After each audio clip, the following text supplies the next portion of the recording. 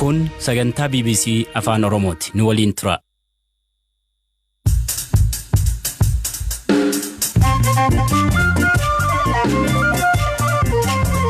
Ashama akkam jirtu hordoftoota keenya, sagantaan keenya kibxata Ebira 27 eegalee jira.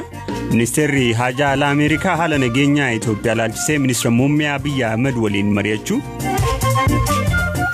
Dubbii himaan mootummaa Itoophiyaa dhimma loltoota Eertiraa Tigraay keessaa baasuu irratti waan dubbatan. ኤርትራ ወታደሮች እንደሚወጡ ሁለቱም ሀገሮች ተስማምተዋል በአመራር ደረጃ አወጣጡን በመመለከት ሎልቶኒ ኤርትራ አከባህን ቢዮን ለማን ሰደርካ ሆገንሳት ወሊገለኒሩ ገጀራን ኩመ ዲባ ለካሙ ከሌሰ ቀበሙን ኢብሳ መሰረ ቀበሰ ተውፍ ዳቡረቲ ኢብሳ ፖሊሲ ፌደራላ ኑመረቲስ በሬሳ ኪታብ ሃራ ኦሮሞ ፊ ፍንፍኔ ኬሱማ ጎደኔራ ሽምሽኔ ኦሮሞሊ ኢዶቲ ጫቤስ ኢዶቲ ካኡቀቡሲ አካያዳ ኮንተች ኦዴሳሌ ብሮስ ቀብና አንገላና በላይ ኖሊን ቱራ Dhukaasa dilbata darbe magaalaa guddittii Soomaaliyaa Moqaadishoo keessatti humnoota mootummaa fi kan mormitootaa jidduutti banamee ture hordofuun lammiileen hedduun qe'ee isaanii gadhiisanii baqachaa jiru.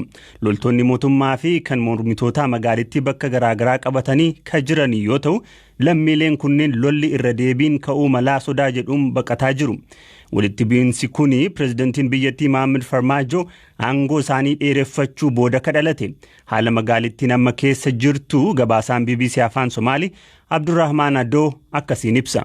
ከሞላ ጎደል ሞቃዲሾ ከተማ የተረጋጋች ሲሆን ተቃዋሚ ሚሊሻዎች ሀገ ቶኮ ሞቃዲሾን ተስገቦፍቴ ጅርቲ ሃታው መሌ ሂደቶኒ ሞርሚቶታ በካ ሙራሳ ተዋተኒ ጅሩ ሰነ ቆፈ ሶንታኔ ዳኖ ዮኪን ሚሽጌሌ ቆተቻ ከጅረን ወደፈኖን ጅራ ሚኒስትሪ ዲማ ብየ ኬሳ ሶማሊያ ሀር ዋሬ ቦደ ኢብሳ ከነኒን ሞቱማን ሂደቶታ ነገኘ ብየቲ አከሱመስ ከን ሞቃዲሾ ቦሬሱፍ ካኒፍ አካ ኦብሳ ሂንቀብኔፊ ነገኘ ኡመታ የጉፍ ድርከመሳ አከበው ሂመን ሂደቶኒ ሞርሚቶታ ገመሳኒን ወልቲ ቡኢንሲ ከዳበቱ yoo paarlaamaan aangoo dheereffachuu pirezidaant Mohaammed Farmaajo kufaa godhe biyyattiin gara filannoo deemte qofa ta'uu ibsan. Moqaadishoon erga dilbata darbeetii sodaa waraanaa keessa jirti. Dilbata waaree boodaaf halkan magaalattii keessa iddoowwan afuritti humnoota mootummaa fi hidhattoota mormitoota jidduu sa'aatiiwwaniif dhukaasatu ture. Miidhaan gahee beekamuu baatus namoonni 5 miidhamuu odeeffannee jirra. ሳራ እንዳደረሰ እስካሁን መረጃ ባናገኝም የአምስት ሰው መቁሰል ነው ከአካባቢ ባገኘን መረጃ የሚያሳየው።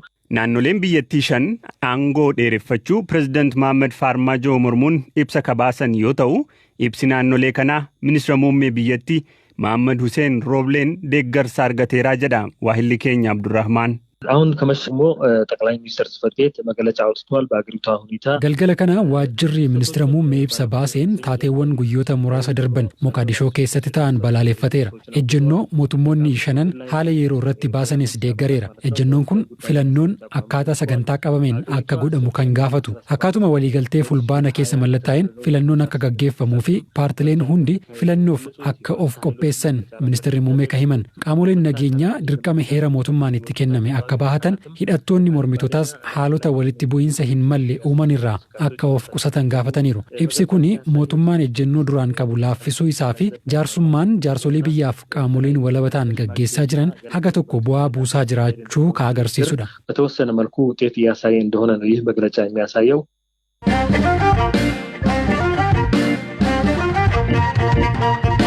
Ministeerri dhimma alaa US Anthony Blinken beela hamaa mudachuu mala jedhan dabalatee haala naannoo Tigraay keessa jiruun akka malee yaadda'uu himan. Ministeerichi dhimma kana irratti ministeera muummee Itoophiyaa Abiy Ahmed waliin bilbilaan haasoo ibsaniiru. Dabalataan dhimma loltoota Eertiraa Tigraay keessaa baasuu karaa mirkanaa'uu danda'uun akka raawwatamu gaafataniiru. Ministeerri Haajaa Alaa Itoophiyaa gama kaaniin loltootni Eertiraa Tigraay keessaa akka ba'an biyyoonni lamaan walii galuu fi akkaataan itti bahan garuu dhimma teeknikaa ta'uu beeksisan. Beekaatoma. We have heard the Eritrean government's public statement that it will withdraw its forces from Tigray, but that must... Mootummaan Eertiraa loltoota isaa Tigraay keessaa akka baasu ifatti beeksisuu isaa dhageenyeerra. Garuu kun qabatamaan hojiirra ooluu qaba.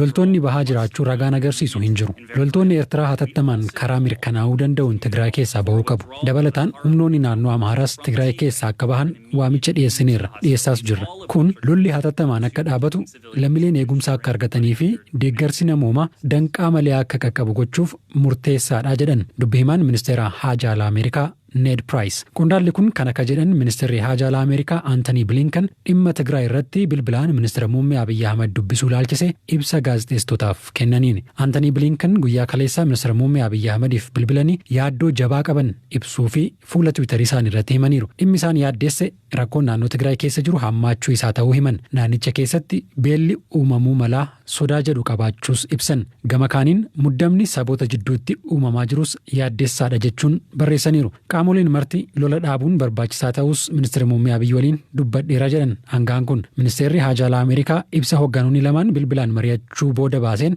Anthony Blinken loltoonni Eertiraa Tigraay keessaa hatattamaan guutummaatti karaa mirkanaa'uu danda'uun akka bahan ministeera muummee Abiy Ahmed hubachiisuu beeksiseera. Biyyoonni lamaan loltoota Eertiraa baasuu irratti yoo karincican ta'e tarkaanfii fudhatamuu malu ilaalchisee qondaalonni lamaan dhuunfaan dubbachuu fi ergamaan gaanfa Afrikaa haaraa ramadaman Jeffrey Feltman dhimma kana akka harkaa qabanis Ned Price dubbataniiru. Gama Itoophiyaan har'a gaazexeessitootaaf ibsa ka kennan dubbimaan ministeera haajaa alaa Ambaasaddar Diinaa Muftii dhimmi loltoota Eertiraa Tigraay keessaa baasuu adeemsarra jiraachuu dubbatan. የኤርትራ ወታደሮች እንደሚወጡ ሁለቱም ሀገሮች ተስማምተዋል በአመራር ደረጃ አወጣጡን በሚመለከት loltoonni Eertiraa akka bahan biyyoonni lamaan sadarkaa hooggansaatti walii galaniiru. Akkamitti bahu kan jedhu dhimma teeknikaati. Dhimma waraanaatis akkamitti bahu meeqatu bahaa karaa kan bahu kan jedhu ammoo bahuun isaanii akkamitti mirkanaa kan jedhullee dhimma teeknikaa waan ta'eef achumatti dhiisuu wayyaa jedhan Ambaasaddar Diinaan.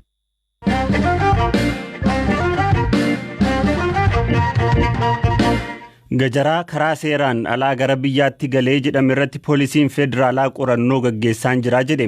Ministeerri galiiwwanii gajaraan 186 ol seeraan ala biyya galee qabamuu guyyaa kaleessaa ibsee ture. Gajaraan hanga kanaa qaamni biyya Chaayinaatti galchaa jiru meeshaa kana galchuuf poolisii federaalaa irraa hayyamni akka kennameefiitti kadhiyeesse ragaa sobaa ta'uu mirkanaa'eeraa jedha ministeerichi. Daayirektarri kominikeeshinii poolisii federaalaa Jeelaan Abdii ammoo ragaan qaamni meeshicha galchuu poolisii federaalaa irraa dhiyeesse ragaa sobaa moo ragaa sirriidha akka jedhu qoratamaa jira jedhan. Odeeffannichi akkanumaan kan milqee ba'edha. Qorannoon irratti gaggeeffamaa jiru hin dhumne.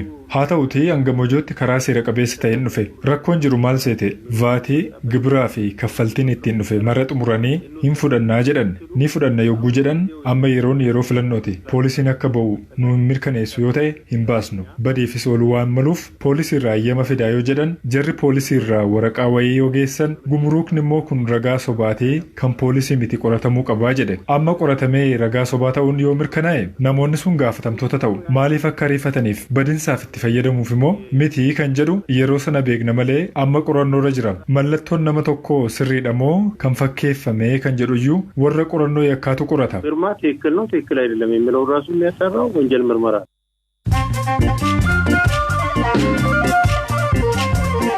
Dhaggeeffattoota amma immoo odeessaalee gaggabaaboo muraasa. Dhaabbati mirga dhala namaaf falmu Human Rights Watch Israa'el sanyii fi bifaan adda qooduun Araboota irratti gocha bara apartaayidii raawwataa jirti jedhe. Human Rights Watch akka jedhutti aangawoonni Israa'el lafa humnaan qabatanii qubsuma isaanii godhatan kan yeroo ammaa Jerusalem ba'aa jedhamuun beekamu keessatti namoota Araba ta'an adda foyuun dararaa jiru. Aangawoonni mootummaa Israa'el ammoo kun himannaa sobaa fi akkanumaan uumamee qindaa'edha jetti. Gaazexeessitoonni Speen lama Burkina Faso keessatti ajjeefamuu ministeerri muummee Speen Pedro Sanchez beeksisan. Gaazexeessitoonni kunniin garee adamoo seeraan alaa bineensota to'atu waliin hidhattootaan ukkaanfamanii erga butamanii booda ajjeefamani. Ajjechaa kanaaf qaamni itti gaafatamummaa fudhate hin jiru. Ameerikaatti kutaan biyya West Virginia dargaggoota talaallii COVID-19 tole jedhanii fudhataniif $100 kennuufi. Dargaggoonni maallaqni kun kennamuuf kanneen umuriin isaanii ganna 16-36 jidduu jiru yoo ta'u dargaggoonni akka talaallii fudhatan jajjabeessuuf kennamaa jedhameera. Odeessaaleen gaggabaaboon kanu.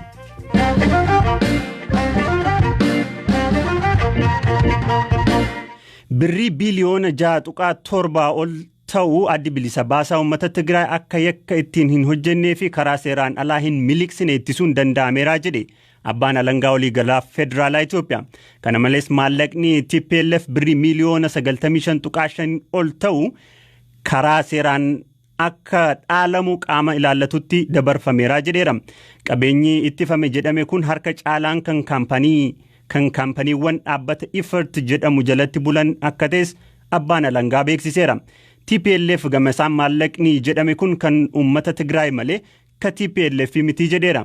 Bakka bu'aan idil addunyaa TPLF ambaasaadar Fissaa Asgadoom kana jedhu. ህወሓት ማለት ፓርቲ እዘን ፋብሪካታት ያተል ዝረኽቦ TPLF paartiidha. Warshaaleen Ifart bu'aa argataniirraa wanti TPLFif galu saantimni tokkollee hin jiru. Mootummaan Abiyyi Ahmed kana mirkaneessuuf ragaa tokkollee agarsiisuu hin danda'u. Paartichi buusii miseensota isaarraa walitti qabatuun kan inni of bulchu. TPLF wayita qabsoo hidhannoorra ture qabeenya walitti qabe tajaajila uummataaf akka oolu jedhee dhaabbilee kanneen dhaabe. Kanaaf maallaqni yeroos kan paartii turellee gara uummataatti deebi'eera. Qabatamaatti TPLF dhaabbilee kanarraa wanti argatu tokko hin jiru. Haa ta'u malee qabeenyi uummata Tigraay dhaalamaa jira. Mootummaan kun qabeenya kee miti nan dhaala ittiin jechaa jira. Uummata kana hiyyoomsuufi haala kanaan uummata dhiibaa jira. Haa ta'u malee yoo amma dhaalamillee deebisnee ijaaruun keenya hin oolu.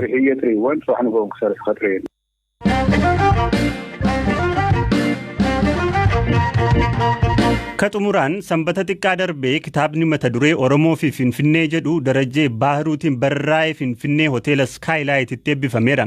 Dhimma shaggariin kan wal qabate maddeen sadarkaa tokkoffaa hedduu fayyadamuu fi Oromoon osoo magaalaa Finfinnee keessaa hin buqqa'in dura xalayaawwan ittiin waa gaggaafachaa turan hedduu argate irratti hundaa'ee kitaabicha katabu Darajjee Baahiruu turtii gabaabaa maatii olaanaa waliin godheen himeera dhiyaadha. Kitaabni kiyya mata dureen isaa Oromoo fi Finfinnee jedha. Baay'een isaa waa'ee Oromoon eenyu, Oromoon gosa akkamii qabaa kan jedhu kanaa fi bal'inaan waa'ee Finfinnee kanarratti kitaaba xiyyeeffannoo kennee barreeffamedha. Dhumarratti immoo salumti Oromoo kana maali xiinxala jedhus kan kaa'udha. Maddi odeeffannoo afuriin fayyadameen jira. Inni jalqabaa bu'uuraa fi kallattii kennaa ta'e barreeffamoota hayyoonni Oromoo kanaan dura barreessanii fi dubbatan. Keessattuu giddugala kanaan godhadhe dubbiiwwan Ida'oo Boruu jechuun mana dubbisaa kitaaba socho'aa Oromoo jedhamee beekama. Kan akka Ileenfaan wantoota barreeffaman barreeffama namoota kanaan dura bu'uura godheedha. Lammaffaa irratti maddeen sadarkaa tokkoffaa baay'een fayyadame. Keessattuu dhimma shaggarii wal qabatee barreeffamoota kanaan dura turan magaalaa kana keessa otoo buqqa'in dura Oromoon kun kan ittiin xalayaawwan ittiin gaggaafachaa turan hedduu jiru magaalaa kana keessa deebi'ee akka madda sadarkaa tokkoffaatti namoota shaggar kana keessatti dhiibbaan irra ga'e dhuguma Oromoon kun Finfinnee keessa buqqa'uunsaa dhiibbamuunsaa jiru san madda sadarkaa tokkoffaatti isaa fayyadameera. Waa'ee Finfinnee fi Oromoo barreessuudhaaf maaliif filatte? Egaa waa'ee Finfinnee fi Oromoo barreessuun wanti inni guddaa filattee fi waa'een Oromoo kana sumaa ta'a jechuun miti. Din bu'uurarraa kanadha bakka Finfinneen Oromoo iddoo itti cabes iddoo itti ka'uu qabus akka yaada kootti jechuudha. Finfinneen dhahannaa onnee uummata Oromooti. Siyaasni Oromooti. Hawaasummaan Oromoos qabeen dinagdeen Oromoos bu'uurri isaa Finfinneedha. Yoo hin sirreeffamne waa'umti Oromoo kun hin sirreeffamu amantaa jedhuun qaba jechuudha. Kanaaf waa'ee Oromoo Finfinnee kana barreessanii yooma caccabee namni micciirrame sana dhaloonni qubee itti aanu kun waan qabatamaa waan sana dhadhee tokko lafa kaawwamuu qaba amantaa jedhu waan hin qabuti. Waa'een Finfinnee Oromoo keessa jiru annan tuqe malee hin barreessine. Waan baay'een barreeffamuu danda'u baay'eetu jira. Keessatti deddeebi'ee kanan kaasu waan lama. Tokko waa'ee haqa Oromoo Finfinnee keessatti kan cabee farda siidaa dabaleetiin wal qabatee Oromoota Finfinnee keessatti caban wal qabatee wanti ragaadhaan wal qabatu aniyyuu ergan kitaaba kana xumuree wanti argate wanti baay'een jira. Sanada jira. Sanada qabatamaa haasaa abaluu akkas jedhee osoo hin taane waan qabatamaatu jira. Isa san namoonni baay'een qorachuu danda'u qabaatu. Finfinnee keessa namoonni gurguddoon sanyiin nama jajjabaa Finfinnee kana keessa waa'een isaanii hin dubbatamne kan qoratan namoonni baay'een jiru. Isaan hojii dubbisuu, hojii qorachuu, hojii dookumentariiwwan gurguddaa ol kaa'uu osoo hojjetame gaariidha. Fuulduratti osoo kun hojjetame yaada jedhuun qabu malee waa'ee Finfinnee fi Oromoo kana barreessee mureera amantaa jedhu hin qabu jechuudha. Baay'ee kan na gammachiisu yaadannoo goota kan aartistii Haacaaluu Hundeessaa seenaa isaa wal qabatan waan baay'ee irratti keessatti galchuu koo kitaaba yaadannoo taasisuun koo yeroo baay'ee rakkoon itti dabarsee akka kitaabni kun as ga'u godhe kana dagachiisa. Dhaggeeffattoota keenya qophiinarraaf jennee qopheessine asumarratti xumuramaa waan nu hordoftaniif hedduu galatoomaa kan isinii dhiyeesse Galaanaa Balaa qopheessa beekaa Toomaati horaa bulaa deebana.